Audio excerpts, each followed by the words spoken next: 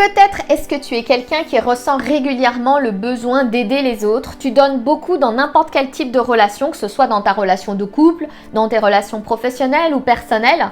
Mais le souci, c'est que souvent, tu as l'impression que tu donnes beaucoup sans réel retour de la part des autres, sans réelle reconnaissance pour tout ce que tu as fait pour eux. Tu ne peux pas t'empêcher de les aider, mais en même temps, tu as l'impression que ça t'épuise, que ça te prend ton temps, ton énergie, et au final, tu as un peu le sentiment de te faire bouffer par les autres. Eh bien, dans ce cas, il est possible que tu souffres du syndrome du sauveur, et moi, dans cette vidéo, je vais t'expliquer réellement ce que c'est, pourquoi ça peut être toxique, et comment s'en sortir. Allez, c'est parti!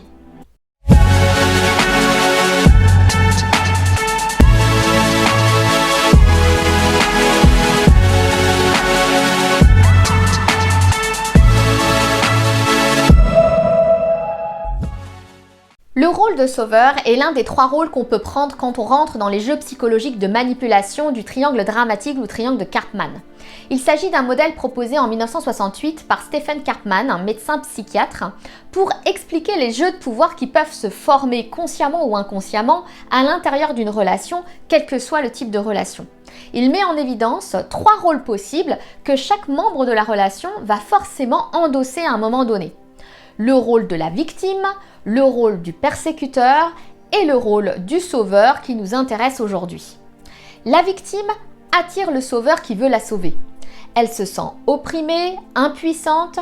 C'est un rôle de choix pour attirer l'attention sur soi quand on sait bien en jouer. Le persécuteur, lui, il agit sur la victime. Il contrôle, il critique, il oppresse. Quant au sauveur, lui, il ressent le besoin d'aider la victime à tout prix. Il se sent coupable quand il ne part pas à la rescousse. Et quand on est dans ces jeux de pouvoir, quand on veut jouer à ça, chacun des membres de la relation va à tour de rôle prendre chacune des 3 positions du triangle pour faire un tour complet. Et le problème, c'est que ces jeux psychologiques, en réalité, causent du tort à l'ensemble de la situation parce que chacun agit en fonction de ses propres besoins égoïstes et non d'une manière responsable. Et ça, c'est toxique. Il ne va rien en sortir de bon, rien de positif. Je vais te donner un exemple de jeu psychologique pour que tu comprennes. Par exemple, tu te retrouves un midi à table avec ton fils qui n'arrive pas à terminer son assiette de légumes comme d'habitude puisqu'il n'aime pas ses légumes. Or toi, tu as besoin qu'il se dépêche parce que tu as besoin de tout ranger avant de repartir travailler. Il continue de traîner, au bout de 30 minutes, il n'a toujours pas terminé son assiette de légumes, pourtant toi, tu as besoin qu'il termine vite, tu hausses le ton, ça ne marche pas, tu lui dis qu'il ne sortira pas de table sans qu'il n'ait terminé son assiette, et là, il va partir dans des crises improbables, des crises qui vont t'énerver, mais qui vont te persécuter. Là, il va se positionner en tant que persécuteur, et toi, tu seras la victime. À un moment donné, tu lâches l'affaire, t'as plus le temps, tant pis, il ne terminera pas son assiette de légumes, il a gagné, tu lâches l'affaire et la scène se termine comme ça. Plus tard dans la journée, tu vois ton conjoint et tu vas lui demander, tu vas lui expliquer ce qui s'est passé le midi parce que tu es toujours un petit peu énervé et tu vas lui demander de le gronder, tu vas lui demander de lui faire la leçon. Ton conjoint, lui, arrive en tant que sauveur et va donc aller gronder ton fils, mais il va tellement le gronder que ton fils va commencer à se mettre à pleurer, à se mettre à sangloter, ça va devenir également une grosse crise.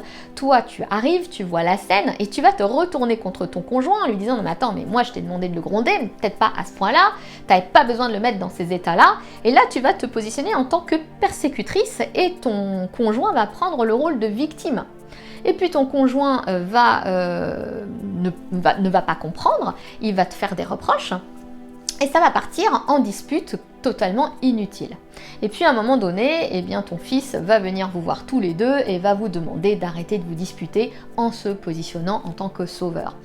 Voilà le genre de jeu de pouvoir dans lequel tu peux tomber tous les jours au quotidien, mais dans lequel tu ne dois pas tomber parce que c'est typiquement une relation toxique. Il ne va absolument rien en sortir de positif de ce qui s'est passé, de cet événement, parce que ce que tu vas retenir ou ce que ton conjoint va retenir ou ce que l'enfant va retenir, c'est uniquement le négatif, c'est la dispute, c'est ce qui est ressorti de négatif. En fait, pour ne pas rentrer dans ce type de jeu psychologique, ce qu'aurait dû faire peut-être ton conjoint, c'est de te dire, quand tu l'as invité dans ce jeu de pouvoir, de te dire « Ah non mais attends, je vois pas pourquoi ce serait à moi de le gronder, ça s'est passé avec toi, c'est à toi de prendre tes responsabilités, c'est à toi de faire preuve d'autorité envers lui et de lui dire pourquoi il n'aurait pas dû te faire de crise, pourquoi il aurait dû finir son assiette de légumes rapidement, peut-être en lui expliquant que c'était important pour toi qu'il finisse rapidement pour que tu puisses arriver à l'heure à ton rendez-vous professionnel. Et là, la relation est beaucoup plus saine. Le conjoint ne prend pas parti ni pour l'un ni pour l'autre. Et là, il ne rentre pas dans ce jeu psychologique de pouvoir, il ne rentre pas dans cette relation toxique. Prendre le rôle de sauveur, c'est de dire je vais t'aider parce que je veux te sauver, même si tu ne le veux pas. Alors, on pourrait penser qu'il y a une profonde marque de bienveillance dans ces actes, mais on s'est aperçu que beaucoup de sauveurs font ce qu'ils font pour recevoir aussi des marques d'attention. Le sauveur a tendance à faire passer les besoins des autres avant les siens. C'est souvent lié à la façon dont il a été formaté par son environnement familial, éducatif ou social. Ça peut lui venir des valeurs qu'on lui a inculquées ou d'un rôle qu'il tient depuis qu'il est enfant. Peut-être que toi, si tu as l'impression de jouer ce rôle de sauveur, c'est peut-être que quand tu étais enfant déjà, tu avais cette âme de sauveur parce que tu aidais beaucoup ta maman par exemple, ou parce que tu étais l'aîné d'une famille et que tu t'occupais beaucoup de tes petits frères ou petites sœurs. Mais ça peut aussi venir beaucoup plus tard d'un sentiment que tu peux ressentir de manque en fait. C'est-à-dire que tu as le sentiment de ne pas être complètement accompli, de ne pas être complètement réalisé, qu'il te manque quelque chose et tu vas donc vouloir te remplir de ce rôle de sauveur pour combler ce vide. Et donc c'est très souvent sous couvert de bonnes intentions que le sauveur va faire passer le besoin des autres au détriment des siens. Il ne va donc pas s'occuper de ses propres besoins, il va essayer d'oublier ses propres problèmes en se focalisant sur le besoin des autres. Mais le problème, c'est que si tu fais ça, petit à petit, tu vas t'oublier et tu vas commencer à n'exister que parce que tu fais pour les autres. Et ça, c'est toxique. Alors pourquoi c'est toxique ? C'est toxique pour plusieurs raisons et à différents niveaux. Tout d'abord, c'est toxique parce que quand tu prends le rôle de sauveur, tu veux sauver quelqu'un sans même que ce quelqu'un t'ait demandé quoi que ce soit. Tu vas donc lui imposer quelque chose, tu vas vouloir contrôler ce qui se passe dans sa vie, tu vas vouloir le faire peut-être parce que ça ne va pas assez vite pour toi ou parce que ça n'est pas comme ça devrait être, mais pour toi, pas pour lui. Et ça, c'est profondément intrusif et dangereux pour la relation. À force de l'aider alors qu'il ne t'a rien demandé, tu vas finir par l'étouffer au contraire. Et c'est ce qui se passe souvent dans les relations de couple où l'un des deux prend le rôle du sauveur. Ce qui se passe dans ces cas-là, c'est que la relation amoureuse va laisser la place à un autre type de relation qui est la relation sauveur-sauvé. Elle va passer cette relation amoureuse au second plan. Ce qui est important, ce qui va devenir important quand il y en a un qui prend le rôle du sauveur, c'est véritablement d'aider l'autre à aller mieux. Ce sera la priorité dans le couple et non pas la relation amoureuse. Donc ce qui va se passer, c'est que si toi, tu prends ce rôle de sauveur dans ton couple et que tu te dis que tu l'aimes, donc forcément tu veux l'aider à aller mieux, tu veux l'aider à régler ses problèmes et tu vas le faire, tu vas le sauver. Tu vas prendre un tout autre rôle que ton rôle d'amoureux ou d'amoureuse. Tu vas prendre le rôle de la maman par exemple, ou le rôle du médecin ou de la thérapeute, ou le rôle de l'infirmier, mais pas du tout ton rôle de conjoint aimant. Et ce qui va se produire fatalement, c'est qu'à un moment donné, même si tu l'as vraiment aidé à aller mieux, que tu l'as aidé à se débarrasser de tous les aspects négatifs de sa vie, que tu l'as aidé à régler ses problèmes, à un moment donné, il n'aura plus besoin de toi. Il ou elle n'aura plus besoin de toi. Et donc tu auras réussi ton rôle de sauveur, mais tu auras échoué dans ton rôle d'amoureux ou d'amoureuse au final. Ta relation amoureuse, encore une fois, sera passée au second plan. Et au moment où ton conjoint aura réglé ses problèmes, parce que tu l'auras aidé, ce qui va se passer, c'est qu'il ne va voir en toi que la personne qu'il ne souhaite plus être désormais. Il ne va voir en toi que tout ce que tu lui rappelles, tout ce que tu lui rappelleras à ce moment-là, ce sera les aspects négatifs de l'ancienne personne qu'il était. Et ça, c'est toxique en fait. Et c'est ça qui fait que la relation ne perdure pas dans le temps. Donc si tu veux que ta relation amoureuse perdure dans le temps, arrête de prendre le rôle de la maman ou le rôle du thérapeute ou le rôle du coach ou le rôle de l'infirmier et prends ton rôle de conjoint aimant au sérieux. Ok, tu l'aimes, ok, tu veux l'aider, mais c'est pas une raison pour passer en mode sauveur ou en mode thérapeute. Il faut dans ces cas-là que tu l'aides autrement, peut-être simplement en l'écoutant. Le rôle du sauveur, c'est toxique aussi parce que tu fais passer l'autre ou les autres avant toi. Tu sauves les autres, mais tu ne te sauves pas toi. Or, pour qu'une relation fonctionne, il ne faut pas qu'elle soit déséquilibrée. Beaucoup de sauveurs n'existent qu'à travers le soin ou l'attention qu'ils portent aux autres. Ils n'existent qu'à travers ça. Et si c'est ton cas, encore une fois, c'est dangereux. Parce que ça signifie qu'il y a une forme de dépendance à l'image qu'on va te renvoyer. Ton estime de toi, elle est tellement instable, elle est tellement faible que tu as besoin de l'autre pour te renvoyer une image positive de toi. Tant tu n'y crois pas à cette image positive de toi. Et donc, chez beaucoup de sauveurs, on va retrouver cette envie d'être aimé, cette envie d'être reconnu, cette envie d'exister aux yeux des autres, cette envie que par ses actions, il soit quelqu'un de bien. Et donc, très souvent, beaucoup de sauveurs vont attendre un certain retour de la part des autres, une certaine forme de reconnaissance pour service rendu. Retour ou reconnaissance qu'ils n'auront pas au final, puisqu'ils s'amusent à sauver des gens qui ne veulent pas être sauvés et qui ne leur ont jamais rien demandé. Et donc cette absence de retour ou cette absence de reconnaissance va provoquer de la souffrance en eux et ça c'est toxique en fait. Avec un argument du type après tout ce que j'ai fait pour toi ou après tout ce que j'ai fait pour vous, qu'est-ce que j'ai en retour? Rien. Pas d'affection, pas d'amour, pas de reconnaissance. Et ça provoque de la souffrance et encore une fois, c'est ça qui est toxique. Si t'aides quelqu'un sans rien attendre en retour, il n'y a pas de problème, il n'y a pas de souci, il n'y a pas de problématique. Maintenant, c'est quand on attend quelque chose qui n'arrive pas que ça provoque de la souffrance en soi et ça, c'est problématique. Et arrête de te dire non mais moi ça me fait plaisir d'aider les autres parce que tu sais qu'au fond c'est ton ego qui te ment. C'est pas que ça te fait plaisir, c'est que si tu ne le fais pas, tu sais qu'à un moment donné tu vas culpabiliser. Ou bien tu sais que si tu ne le fais pas, tu as peur qu'on ne t'aime plus. Donc peut-être que ça va te faire plaisir dans un premier temps, mais ça cache forcément autre chose. Donc demande-toi ce que ça cache. Pourquoi tu ressens ce besoin? Est-ce que tu as réellement envie d'aider les autres ou bien est-ce que tu essaies de combler un manque en toi? Le rôle du sauveur, c'est aussi toxique parce que ça crée un sentiment de dépendance chez l'autre, chez celui qu'on sauve. Le sauveur garde la victime dépendante de lui parce que lui éprouve du plaisir en ayant quelqu'un qui dépend de lui et qui a confiance en lui. Du coup, ce qui va se passer, c'est que le sauveur va trouver une victime qui aura besoin de lui à un moment difficile de son existence, et puis ensuite, il va se rendre indispensable. Il va faire exprès de l'empêcher d'évoluer, d'apprendre par elle-même, et il va garder la victime dans cette situation de dépendance envers lui. Il va faire ça aussi parce que lui, s'il est privé de cette relation sauveur-victime, il ne sait plus trop à quoi il sert, à quoi il va être utile. Par contre, pour la victime, ça peut être très étouffant, très envahissant, voire harcelant. On peut prendre comme exemple l'idée de la maman poule qui va continuer à t'envahir alors même que tu as plus de 40 ans, que tu es en couple avec des enfants, elle va débarquer sans prévenir avec des cadeaux plein les mains pour tes enfants. Voilà, ça peut être aussi une idée d'envahissement, un exemple en fait de sauveur envahissant, étouffant. Alors comment s'en sortir de ce syndrome du sauveur?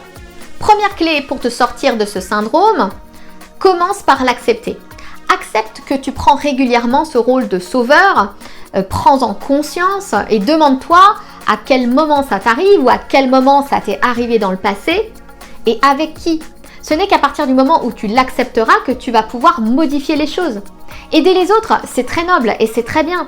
Mais si tu vois que tu n'en ressors pas réellement du positif, que ça t'épuise intérieurement, émotionnellement, que tu n'as pas le retour que tu en espères ou bien que tu t'oublies au profit des autres, eh bien prends conscience que c'est toxique pour toi, que tu es en train de rentrer dans un jeu où tu seras perdant quoi qu'il arrive. D'en prendre conscience et de travailler à modifier ces comportements, ça va te permettre d'améliorer toutes tes relations et d'éviter tout un tas de conflits. Prends conscience que quand tu ressens ce besoin d'aider les gens à tout prix, peut-être que ça comble autre chose en toi et demande-toi ce que ça comble. Peut-être est-ce que c'est ton besoin de contrôle ou bien ton besoin de reconnaissance ou bien ton besoin d'être aimé de tous. Demande-toi ce qui provoque réellement ce besoin d'aider les autres. Deuxième clé pour te débarrasser du syndrome du sauveur, pose-toi des questions à chaque fois que tu ressens le besoin d'aider. Tout d'abord, demande-toi si tu en as réellement envie. Est-ce que tu as réellement envie d'aider la personne, au fond, ou bien est-ce que tu veux juste qu'elle t'apprécie? C'est pas du tout la même chose. Et puis demande-toi si tu peux réellement aider la personne. Est-ce que tu en as le temps? Est-ce que tu as l'énergie pour l'aider? Est-ce que tu en as les moyens, les capacités pour l'aider? Et puis demande-toi surtout si l'autre t'a réellement demandé de l'aider. Est-ce que tu as reçu une demande claire de sa part? Si c'est pas clair, pose-lui la question et demande-lui si elle a réellement besoin que tu l'aides. Si elle te dit oui, vas-y, va l'aider. Mais si elle te dit non, lâche-la faire.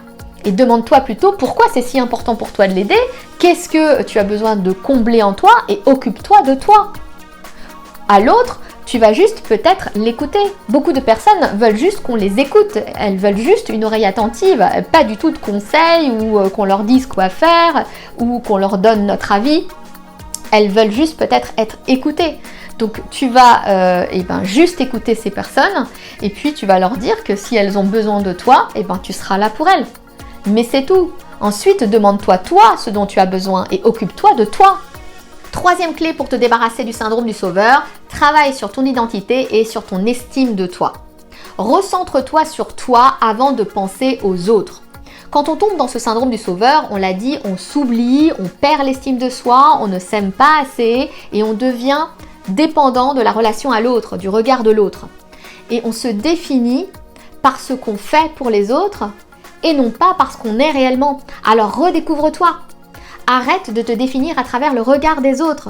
J'en ai déjà parlé dans ma vidéo sur le regard des autres, donc je te la remettrai en lien dans la description ou ici. Et demande-toi également dans quelle activité tu vas pouvoir t'épanouir seul. Qu'est-ce qui te ferait réellement plaisir à toi? Arrête de rechercher les autres pour t'apporter du plaisir. Ça va casser la dépendance à l'autre. Et puis travaille sur ta confiance en toi, sur ton estime de toi. Là pareil, je ne vais pas rentrer dans le détail parce que j'en ai déjà parlé dans une précédente vidéo sur la confiance en soi. Je te remettrai le lien en description ou ici. Donc travaille sur ton estime de toi, sur ta confiance en toi, affirme-toi, apprends à dire non à l'autre. Tu ne vas pas pouvoir aider tout le monde, tu ne peux pas aider tout le monde et tu dois commencer par t'aider toi. Et si tu développes ton estime de toi, ton amour de toi, ça te permettra de ne plus t'épuiser dans l'aide que tu apporteras aux autres. Et puis en plus, si tu t'affirmes et que tu travailles sur toi pour apprendre à dire non, tu vas voir que ça te permettra aussi d'être mieux respecté. Parce que celui qui ne s'affirme pas et qui dit oui à tout et à tout le monde, en général, on ne le respecte pas. Donc en t'affirmant, tu vas inspirer également le respect. Alors oui, peut-être qu'en faisant ce travail sur toi, tu vas perdre quelques amis, des amis qui sont habitués à ce que tu leur dises oui à tout et tout le temps. Eh bien, c'est pas grave. Tant pis, tu vas les perdre. Peut-être que tu n'as pas réellement envie de rester ami avec ces personnes-là. Alors oui, peut-être que ça va être douloureux au début. Tu vas passer par une phase où tu seras seul, par une phase d'angoisse, mais c'est pour avoir mieux plus tard. Encore une fois, tu vas développer une image beaucoup plus stable de toi, une image de toi qui sera plus sécurisante, plus puissante intérieurement, à force de travailler sur toi. Et à l'avenir, quand tu vas donner cette fois, eh bien tu n'attendras plus rien en retour. Tu le feras réellement avec plaisir, gratuitement. En fait, tu n'attendras plus de reconnaissance de la part de l'autre ou bien une image positive de toi, puisque cette image positive, tu l'auras construite par toi-même. Tu n'auras plus besoin de l'autre pour ça. Voilà donc pour le syndrome du sauveur. J'espère que ça va t'aider. Je vais prendre une petite pause d'une semaine, mais je te reviens très vite, je te rassure. Mets-moi s'il te plaît en commentaire les thèmes que tu souhaiterais que j'aborde dans mes prochaines vidéos. En attendant, change d'état d'esprit pour changer ta vie.